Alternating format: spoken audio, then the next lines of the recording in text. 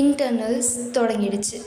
Hi, நேரம் நள்ளிரவு 11:30. நானும் ஃபார்மகாலஜியும். இப்போது டைம் வந்து ஒரு 11:30 ஆகுது.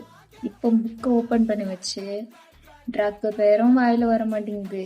ஃபார்மகாலஜி வேற அமோகமாக இருக்குது. கஷ்டப்பட்டு படிக்கிறவன் ஒரு பக்கம், படிக்கிறதுக்கே கஷ்டப்படுற நான் ஒரு பக்கம். அதுக்கு மேலே பாடி தாங்கலை, அப்படியே மார்னிங். எங்கடா ட்ரௌசரை காணுமேன்னு பார்த்தா கீழே விழுந்துருக்கு. அதிகாலையில் படிக்கிறதெல்லாம் நமக்கு செட் ஆகாது போல். தூக்கம் தான் வந்து திரும்ப படுத்து தூங்கிட்டேன். எக்ஸாம்னா மட்டும்தான் இந்த பவுச்சு பெண்ணெல்லாம் என் கண்ணுக்கு தெரியும். அப்படியே டெய்லி ரொட்டீனையும் ஸ்டார்ட் பண்ணியாச்சு.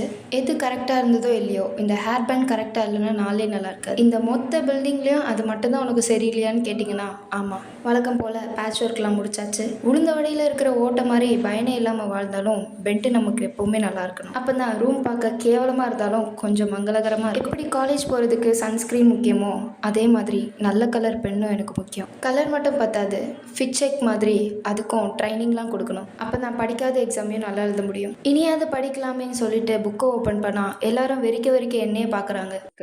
இன்டைரக்ட் த்ரோம்பின் ஆன்டிகோயாகுலன்ஸ் படிச்சிட்டியா? இப்படி பார்த்துட்டு போகிறேன்.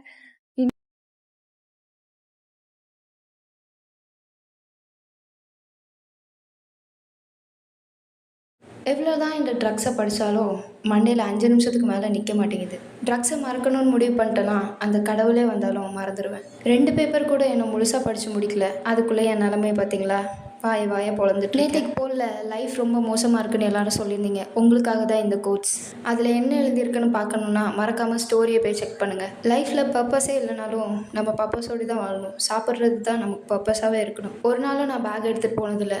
ஆனால் இந்த எக்ஸாம் டைம் மட்டும் பேக் எடுக்காமல் போனது. வருஷக்கணக்காக படித்து நீட் எழுதுகிற மூஞ்சி கூட எக்ஸாம் முடிஞ்சு இந்த மாதிரி போகாது. ஆனால் எனக்கே மூஞ்சி இப்படி போகுதுன்னு எனக்கு தெரியல. எக்ஸாம் ஒழுங்காக எழுதலைன்னா கிளாஸ் ரூம்லேருந்து தூக்கி எறிஞ்சிருவேன் சார் சொன்னதுனால ஏதோ எழுதிட்டு வந்திருக்கேன். அதுக்கு 2 பாஸ் ஆகிடும். கொஸ்டின் பேப்பர் வாங்கின சீனாரியோ செம்ம காமெடியாக இருந்துச்சு. வாங்கி முடிச்சதுக்கு அப்புறம் ஃபர்ஸ்டா என்னெல்லாம் படிச்சோன்னு லைட்டா ரீகால் பண்ணா எல்லாமே ஒரு பக்கம் மறந்துகிட்டே போகுது. ட்ரக்ஸ் எல்லாம் பிச்சு அங்கங்கேயா இருந்துச்சு. நாளைக்கு உள்ளதுதான் மெயின் பிக்சரு. இதுக்கு சிலபஸாவது தெரியும், அதுக்கு சிலபஸ் கூட தெரியாது. நைட்டு விடிய ராமாயணம் தான் இன்னைக்கு. Afternoon revision. சிலபஸ் பேப்பர் மட்டும் தான் இருக்கு. இனிமேதான் லைப்ரரியில போய் புக் எடுத்து. பாய், டைம் ஆச்சு.